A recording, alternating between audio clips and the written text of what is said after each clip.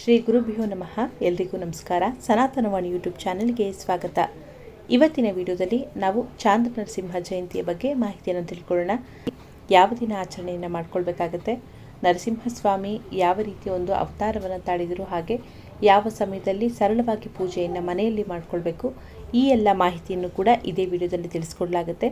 ಸಂಪೂರ್ಣವಾಗಿ ಮಾಹಿತಿಯನ್ನು ನೋಡಿ ಆಚರಣೆಯನ್ನು ಮಾಡಿ. ಶ್ರೀಮನ್ನಾರಾಯಣನ 4ನೇ ಅವತಾರ. ಭಗವಂತನು ತನ್ನ ಭಕ್ತನಾದಂತಹ ಪ್ರಹ್ಲಾದನನ್ನ ರಕ್ಷಣೆಯನ್ನ ಮಾಡೋಕೆ ತಾಳಿದಂತಹ ಅವತಾರವೇ ಈ ಒಂದು ನರಸಿಂಹನ ಅವತಾರ. ನರಸಿಂಹ ದೇವರ ಮಹಾವಿಷ್ಣುವಿನ ಭಕ್ತರೆಲ್ಲರೂ ಕೂಡ ಈ ಒಂದು ದಿನವನ್ನ ಶ್ರೀ ಚಾಂದ್ರ ನರಸಿಂಹ ಜಯಂತಿ ಅಂತ ಹೇಳಿ ಆಚರಣೆಯನ್ನ ಮಾಡುವಂಥದ್ದಿದೆ. ಹಾಗಾಗಿ ನಾವು ಈ ಬಾರಿ ಏಪ್ರಿಲ್ 30ನೇ ತಾರೀಕು ನರಸಿಂಹಸ್ವಾಮಿ ಜಯಂತಿಯನ್ನ ಗುರುವಾರದಂದು ಆಚರಣೆಯನ್ನ ಮಾಡ್ತಿದ್ವಿ. ನರಸಿಂಹದೇವರು ವೈಶಾಖ ಮಾಸದ ಶುಕ್ಲ ಪಕ್ಷದ ಚತುರ್ದಶಿ ತಿಥಿ ಎಂದು, ಅದರಲ್ಲೂ ಸಂಧ್ಯಾ ಕಾಲದಲ್ಲಿ ನರಸಿಂಹದೇವರ ಅವತಾರವಾಯಿತು. ಈ ಬಾರಿ ನಮಗೆ ಚತುರ್ದಶಿ ತಿಥಿ ಬುಧವಾರ ಅಂದರೆ ನಾಳೆ ದಿನ ಸಂಜೆ 7:52 ನಂತರ ನಮಗೆ ಪ್ರಾರಂಭ ಆಗುವಂಥದ್ದಿದೆ. ಹಾಗೆ ಚತುರ್ದಶಿ ತಿಥಿ ಮುಕ್ತಾಯ ಆಗೋದು ನಮಗೆ ಗುರುವಾರ ರಾತ್ರಿ 9:13. ಹಾಗಾಗಿ ನಾವು ಈ ಒಂದು ಆಚರಣೆಯನ್ನು ಅಂದರೆ ಚತುರ್ದಶಿ ತಿಥಿ ನಮಗೆ ತಿಥಿ ಬಹಳ ಅವಶ್ಯಕವಾಗಿ ಹಾಗೆ ಬಹಳ ಮುಖ್ಯವಾಗಿರೋದ್ರಿಂದ, ಹಾಗೆ ನಾವು ಉದಯ ತಿಥಿಯನ್ನು ಲೆಕ್ಕಕ್ಕೆ ತೆಗೆದುಕೊಳ್ಳೋದ್ರಿಂದ ಚತುರ್ದಶಿ ತಿಥಿ ಉದಯ ಕಾಲಕ್ಕೆ ನಮಗೆ ಗುರುವಾರ ಪ್ರಾಪ್ತಿ ಇರೋದ್ರಿಂದ ನಾವು ಅವತ್ತಿನ ದಿನವೇ ನಾವು ಈ ಒಂದು ನರಸಿಂಹಸ್ವಾಮಿಯ ಜಯಂತಿಯ ಆಚರಣೆಯನ್ನು ಮಾಡಿಕೊಳ್ಬೇಕಾಗತ್ತೆ. ಹಾಗಾಗಿ ಪ್ರತಿಯೊಬ್ಬರೂ ಕೂಡ ನರಸಿಂಹದೇವರ ಆರಾಧನೆಯನ್ನು ನೀವು ಗುರುವಾರದಂದು ತಪ್ಪದೇ ಮಾಡಿ. ಇನ್ನು ನರಸಿಂಹಸ್ವಾಮಿಯ ಜಯಂತಿಯ ವಿಶೇಷತೆ ಏನಿದೆ, ಯಾಕೆ ಆಚರಣೆಯನ್ನು ಮಾಡಬೇಕು ಅಂತ ತಿಳ್ಕೊಳ್ಳೋಣ. ಸಾಮಾನ್ಯವಾಗಿ ಕುಜನಿಗೆ ಸಂಬಂಧಪಟ್ಟಂತೆ ದೋಷಗಳಾಗಿರ್ಬೋದು, ಅಥವಾ ಮಾಟ ವಾಮಾಚಾರ ಈ ರೀತಿ ಸಮಸ್ಯೆಗಳಿಗೂ ಕೂಡ ನಮಗೆ, ಅಥವಾ ದೃಷ್ಟಿದೋಷ ಬಾಧೆಗಳಾಗಿರ್ಬೋದು, ಈ ಎಲ್ಲ ಸಮಸ್ಯೆಗಳಿಗೂ ಕೂಡ ನರಸಿಂಹದೇವರ ಆರಾಧನೆಯನ್ನು ಮಾಡೋದ್ರಿಂದ ಖಂಡಿತವಾಗ್ಲೂ ಉತ್ತಮ ಫಲವನ್ನು ನಾವು ಪಡಿಬೋದು. ಹಾಗಾಗಿ ಪ್ರತಿಯೊಬ್ಬರೂ ಕೂಡ ನರಸಿಂಹದೇವರ ಒಂದು ಆರಾಧನೆಯನ್ನು ಮಾಡಿ ಎಲ್ಲರಿಗೂ ಕೂಡ ರಕ್ಷಣೆಯೂ ಕೂಡ ನಮಗೆ ಪ್ರಾಪ್ತಿಯಾಗುತ್ತೆ. ಇನ್ನು ಸರಳವಾಗಿ ನಾವು ಯಾವ ಒಂದು ಸಮಯದಲ್ಲಿ ಯಾವ ರೀತಿ ಮನೆಯಲ್ಲಿ ಪೂಜೆಯನ್ನು ಮಾಡ್ಕೊಳ್ಳೋದು ಅಂತ ತಿಳ್ಕೊಳ್ಳೋಣ. ನಾವು ನರಸಿಂಹದೇವರ ಜಯಂತಿಯನ್ನು ಯಾವತ್ತೂ ಕೂಡ ಸಂಜೆ ವೇಳೆ, ಯಾಕಂದರೆ ನರಸಿಂಹದೇವರು ಚತುರ್ದಶಿ ತಿಥಿಯಲ್ಲಿ ಸಂಧ್ಯಾ ಕಾಲದಲ್ಲಿ ಅವರು ಅವತಾರವನ್ನು ತಾಳಿದ್ದಂಥದ್ದು. ಹಾಗಾಗಿ ಯಾರು ಉಪವಾಸದ ಆಚರಣೆಯನ್ನು ಮಾಡ್ತೀರಾ ಅವರು ಗುರುವಾರ ಬೆಳಗ್ಗೆ ಸೂರ್ಯೋದಯ ಆದ ನಂತರ ಒಂದು ಉಪವಾಸದ ಸಂಕಲ್ಪವನ್ನು ಮಾಡಿ ನೀವು ಪೂಜೆಯನ್ನು ಮಾಡಿಕೊಳ್ಬಹುದು. ಅಥವಾ ಸರಳವಾಗಿ ಪೂಜೆಯನ್ನು ಮಾಡ್ತೀವಿ ಅಂದ್ರೂ ಕೂಡ ನೀವು ಬೆಳಗ್ಗೆ ಸೂರ್ಯೋದಯ ಆದ ನಂತರ ಗುರುದೇವರಲ್ಲಿ ಪ್ರಾರ್ಥನೆಯನ್ನು ಮಾಡಿ, ಮುಖ್ಯವಾಗಿ ಗಣಪತಿಯಲ್ಲಿ ಪ್ರಾರ್ಥನೆ ಮಾಡಿಕೊಂಡು, ಹಾಗೆ ನರಸಿಂಹದೇವರ ಅವತಾರ ಆಗಿದ್ದೇ ಪ್ರಹ್ಲಾದರಾಜರ ಒಂದು ರಕ್ಷಣೆಗಾಗಿ. ಹಾಗಾಗಿ ಪ್ರಹ್ಲಾದರಾಜರಂದರೆ ಶ್ರೀ ರಾಘವೇಂದ್ರ ರಾಯರು, ಅವರಿಗೆ ಪ್ರಾರ್ಥನೆಯನ್ನು ಮಾಡಿಕೊಂಡು ನಾವು ಒಂದು ಪೂಜೆಯನ್ನು ಬೆಳಗ್ಗೆ ಸಾಧ್ಯ ಆದಂಥವರು ನೀವು ಮಾಡ್ಕೊಳ್ಬೋದು. ಇನ್ನು ಸಂಜೆ ವೇಳೆ ಸಂಜೆ 5 ಗಂಟೆಯಿಂದ 6:32 ಏನಿದೆ, ಈ ಒಂದು ಸಮಯದಲ್ಲಿ ಬಹಳ ವಿಶೇಷವಾಗಿ ಹೊಸ್ತಿಲು ಪೂಜೆಯನ್ನು ಮಾಡಿದ್ರೆ ಬಹಳ ವಿಶೇಷ.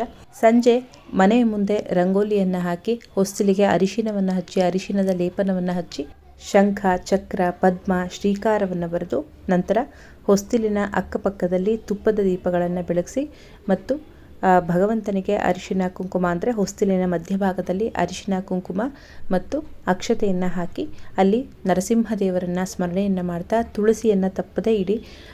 ತುಳಸಿಯನ್ನು ಇಟ್ಟು ನೀವು, ಅಥವಾ ಹೂವನ್ನು ಇಡಬಹುದು, ಆದರೆ ತುಳಸಿಯನ್ನು ಮರಿಬೇಡಿ.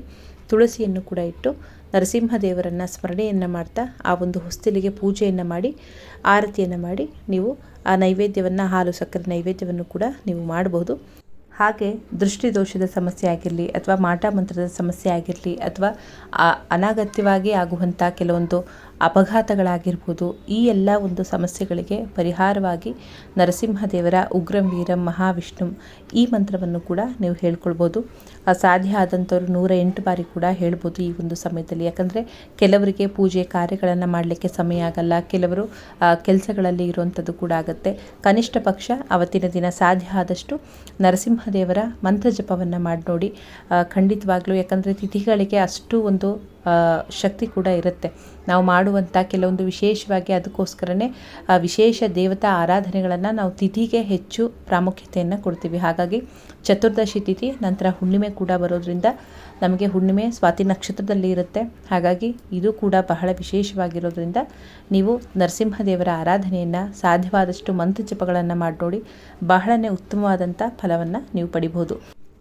ತುಂಬ ಜನ ಕೇಳ್ತಿರ್ತೀರಾ, ರಾಹುವಿಗೆ ಪರಿಹಾರ ಹೇಳಿ ಅಥವಾ ಕುಜನಿಗೆ ಪರಿಹಾರ ಹೇಳಿ ಅಥವಾ ನೆಗೆಟಿವಿಟಿಯನ್ನು ಹೊರಹಾಕೋದು ಹೇಗೆ, ಈ ಎಲ್ಲ ಪರಿಹಾರಗಳನ್ನು ಹೆಚ್ಚಾಗಿ ಹೇಳಿ ಎಂದನೇ ಕೇಳ್ತಿರ್ತೀರಾ. ಸಾಧ್ಯವಾದಷ್ಟು ನರಸಿಂಹದೇವರ ಮಹಾಮಂತ್ರವನ್ನು ಮನೆಯಲ್ಲಿ ಕೇಳ್ತಾ ಹೋಗಿ ಎಷ್ಟು ಯಾವ ರೀತಿ ಬದಲಾವಣೆಗಳು ಕಾಣುತ್ತೆ ಅಂತ ನೀವೇ ಹೇಳ್ತೀರಾ. ಹಾಗಾಗಿ ಪ್ರತಿಯೊಬ್ಬರು ಕೂಡ ಈ ಬಾರಿ ನರಸಿಂಹ ಜಯಂತಿಯನ್ನು ಪ್ರತಿಯೊಬ್ಬರು ಆಚರಣೆಯನ್ನು ಮಾಡಿ ಎಲ್ಲರಿಗೂ ಕೂಡ ನರಸಿಂಹನ ಅನುಗ್ರಹ ಆಗಲಿ. ಇನ್ನು ಇದಿಷ್ಟು ಸರಳವಾಗಿ ಒಂದು ಪೂಜಾ ವಿಧಾನ ಆಯಿತು. ಇನ್ನು ನರಸಿಂಹದೇವರ ಅವತಾರದ ಕಥೆಯನ್ನು ಸರಳವಾಗಿ ಕೇಳೋಣ ಬನ್ನಿ. ಪ್ರಸಿದ್ಧ ಪುರಾಣ ಕಥೆಯ ಪ್ರಕಾರವಾಗಿ ವರಾಹ ರೂಪದ ವಿಷ್ಣುವಿನಿಂದ ತನ್ನ ಸಹೋದರ ಹಿರಣ್ಯಾಕ್ಷನ ಮರಣದಿಂದ ಹಿರಣ್ಯಕಶಿಪು ಕೋಪಗೊಂಡು ಅತ್ಯಂತ ಕಠಿಣ ತಪಸ್ಸನ್ನು ಮಾಡಿ ಬ್ರಹ್ಮದೇವರಿಂದ ವರವನ್ನು ಕೂಡ ಪಡಿತಾನೆ. ಹಾಗೆ ಆ ವರವನ್ನು ಪಡಿಬೇಕಾದ್ರೆ ಅವನು ಬ್ರಹ್ಮದೇವರಲ್ಲಿ ನನಗೆ ಹಗಲಿನಲ್ಲಾಗಲಿ ಅಥವಾ ರಾತ್ರಿಯಲ್ಲಾಗಲಿ ಅಥವಾ ಆಕಾಶದಲ್ಲಾಗಲಿ ಅಥವಾ ಭೂಮಿಯ ಮೇಲಾಗಲಿ ಮನೆಯ ಒಳಗೆ ಅಥವಾ ಹೊರಗೆಯಾಗಲಿ ಯಾವುದೇ ಮಾನವ ಅಥವಾ ಪ್ರಾಣಿಯಿಂದ ನನಗೆ ಎಂದೂ ಕೂಡ ಸಾವು ಬರಬಾರ್ದು, ಹಾಗೆ ಇದ್ಯಾವುದೇ ರೀತಿಯಲ್ಲೂ ಕೂಡ ನಾನು ಕೊಲ್ಲಲ್ಪಡಬಾರದು ಅಂತ ಹೇಳಿ ಬ್ರಹ್ಮದೇವರಿಂದ ವರವನ್ನು ಪಡಿತಾರೆ. ಅದೇ ಪ್ರಕಾರವಾಗಿ ಬ್ರಹ್ಮದೇವರು ಕೂಡ ಅವರಿಗೆ ವರವನ್ನು ನೀಡ್ತಾರೆ. ದೈವಿಕ ಇಚ್ಛೆಯಂತೆ ಹಿರಣ್ಯಕಶಿಪುವಿಗೆ ಪ್ರಹ್ಲಾದ ಎಂಬ ಪುಣ್ಯಾತ್ಮ ಪುತ್ರ ಜನಿಸಿದನು. ಅವನಿಗೆ ಗರ್ಭದಲ್ಲಿಯೇ ನಾರದ ಋಷಿಯಿಂದ ವಿಷ್ಣುವಿನ ಭಕ್ತಿ ದೀಕ್ಷೆ ನೀಡಲಾಯಿತು. ಹಿರಣ್ಯಕಶಿಪು ಪ್ರಹ್ಲಾದನ ಭಕ್ತಿಯನ್ನು ನಿಲ್ಲಿಸಲು ಹಾಗೆ ಕೊನೆಗೊಳಿಸಲು ಎಲ್ಲ ರೀತಿಯಲ್ಲಿ ಪ್ರಯತ್ನವನ್ನು ಮಾಡ್ತಾನೆ. ಆದರೆ ಅದೆಲ್ಲವೂ ಕೂಡ ವ್ಯರ್ಥವಾಗುತ್ತೆ. ಅವನು ಪ್ರಹ್ಲಾದನನ್ನು ಹಲವು ವಿಧಾನಗಳಿಂದ ಕೊಲ್ಲಲು ಸಹ ಪ್ರಯತ್ನವನ್ನು ಮಾಡ್ತಾನೆ. ವಿಷ್ಣುವು ಯಾವಾಗಲೂ ಕೂಡ ಪ್ರಹ್ಲಾದನನ್ನು ರಕ್ಷಿಸುತ್ತಿದ್ದರಿಂದ ಅವನ ಎಲ್ಲ ಪ್ರಯತ್ನಗಳು ಕೂಡ ವಿಫಲವಾಗ್ತಾ ಇರುತ್ತೆ. ಹಾಗೆ ಪ್ರಹ್ಲಾದನು ವಿಷ್ಣುವಿನ ಇಚ್ಛೆ ಇಲ್ಲದೆ ಯಾರಿಗೂ ಕೂಡ ಮರಣವನ್ನುಂಟು ಮಾಡಲು ಸಾಧ್ಯವಿಲ್ಲ. ವಿಷ್ಣು ಇಚ್ಛಿಸಿದಾಗ ಯಾರು ಸಾವಿನಿಂದ ತಪ್ಪಿಸಿಕೊಳ್ಳಲು ಕೂಡ ಸಾಧ್ಯವಿಲ್ಲ. ಪ್ರಹ್ಲಾದನು ತನ್ನ ತಂದೆಗೆ ವಿಷ್ಣು ಸರ್ವವ್ಯಾಪಿ ಅಂತ ಧೈರ್ಯದಿಂದ ಪ್ರತಿಪಾದನೆಯನ್ನು ಮಾಡ್ತಾರೆ. ಇದರಿಂದ ಕೋಪಗೊಂಡಂತಹ ಹಿರಣ್ಯಕಶಿಪು ವಿಷ್ಣು ಕಂಬದಲ್ಲಿಯೂ ಇದ್ದಾನೆ ಅಂತ ಪ್ರಹ್ಲಾದನನ್ನು ಪ್ರಶ್ನಿಸ್ತಾನೆ. ಪ್ರಹ್ಲಾದನು ಪ್ರತಿಪಾದಿಸಿದಂತೆಯೇ ಹಿರಣ್ಯಕಶಿಪು ಪ್ರಹ್ಲಾದನನ್ನು ಸುಳ್ಳು ಅಂತ ಹೇಳಿ ಸಾಬೀತನ್ನು ಪಡಿಸಲು ತನ್ನ ಗದೆಯನ್ನು ಕಂಬಕ್ಕೆ ಹೊಡಿತಾನೆ. ಅದಾಗಿನೂ ಕೂಡ ವಿಷ್ಣು ತನ್ನ ಭಕ್ತರನ್ನು ಸುಳ್ಳು ಅಂತ ಯಾವತ್ತೂ ಕೂಡ ಸಾಬೀತುಪಡಿಸಲ್ಲ. ಅದಕ್ಕಾಗಿಯೇ ಸರ್ವವ್ಯಾಪಿಯಾದಂತಹ ಮಹಾವಿಷ್ಣುವು ಸ್ತಂಭದಿಂದ ಸಿಂಹದಂತಹ ಮುಖವನ್ನು ಹೊಂದಿರುವಂತಹ ಮಾನವನಂತಹ ದೇಹದಲ್ಲಿ ನರಸಿಂಹನ ರೂಪದಲ್ಲಿ ಕಾಣಿಸಿಕೊಳ್ತಾರೆ. ನಂತರ ನರಸಿಂಹದೇವರು ಹಿರಣ್ಯಕಶಿಪುವನ್ನು ಕರೆದೊಯ್ದು ತನ್ನ ತೊಡೆಯ ಮೇಲೆ ಹಿರಣ್ಯಕಶಿಪುವನ್ನು ತನ್ನ ಉಗುರುಗಳಿಂದ ಸಂಹಾರವನ್ನು ಮಾಡ್ತಾರೆ. ಆಗ ಸಂಜೆಯ ಸಂಧ್ಯಾಕಾಲವಾದ ಕಾರಣ ಬ್ರಹ್ಮನ ವರವೂ ಕೂಡ ನೆರವೇರುತ್ತೆ. ನರಸಿಂಹದೇವರ ರೂಪ ಬಹಳನೇ ವಿಶೇಷವಾಗಿರೋದ್ರಿಂದ ದಯೆಯೂ ಕೂಡ ತೋರ್ತಾರೆ. ಹಾಗೆ ಯಾವುದೇ ಭಯ ಇದ್ದರೂ ಕೂಡ ಮತ್ತು ದುಷ್ಟತನವಿದ್ದರೂ ಕೂಡ ಅದೆಲ್ಲವನ್ನು ಕೂಡ ನಾಶವನ್ನು ಕೂಡ ಮಾಡ್ತಾರೆ ಅಂತ ಈ ಒಂದು ನರಸಿಂಹದೇವರ ಅವತಾರ ನಮಗೆ ತೋರಿಸುತ್ತೆ.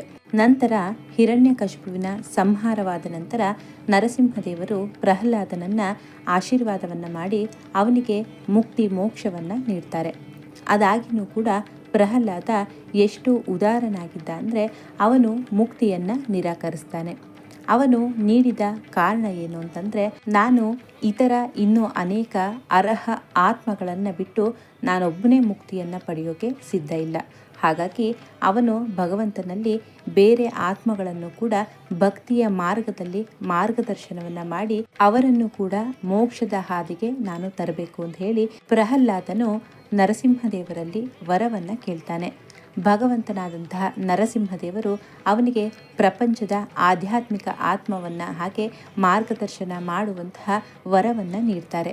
ಹೀಗಾಗಿ ನರಸಿಂಹ ಅವತಾರವು ದುಷ್ಟರ ನಾಶಕ್ಕಾಗಿ ಹಾಗೆ ಪ್ರಹ್ಲಾದನಂತಹ ಶುದ್ಧ ಪರಿಶುದ್ಧ ಆತ್ಮಗಳ ಆಶೀರ್ವಾದಕ್ಕಾಗಿ ಈ ಒಂದು ಅವತಾರ ಇದೆ ಅಂತಲೇ ಹೇಳ್ಬೋದು. ಹಾಗಾಗಿ ತಪ್ಪದೆ ನರಸಿಂಹದೇವರ ಅವತಾರದ ಒಂದು ಪೂಜೆಯನ್ನು ಅಥವಾ ನರಸಿಂಹದೇವರ ನಾಮಸ್ಮರಣೆಯನ್ನು ಮಾಡೋದ್ರಿಂದ, ಹಾಗೆ ವಿಶೇಷವಾಗಿ ಹೊಸ್ತಿಲ ಪೂಜೆಯನ್ನು ಮಾಡೋದ್ರಿಂದ ನರಸಿಂಹದೇವರ ಆಶೀರ್ವಾದವನ್ನು ಪಡೆದುಕೊಳ್ಬೋದು. ಹಾಗೆ ನಮಗೆ ಇರುವಂಥ ಎಲ್ಲ ಶತ್ರುಬಾಧೆಗಳಾಗಿರ್ಬೋದು ಅಥವಾ ದೃಷ್ಟಿದೋಷದ ನಿವಾರಣೆಗಾಗಿ ದೇವರ ಪೂಜೆಯನ್ನು ಮಾಡೋಣ.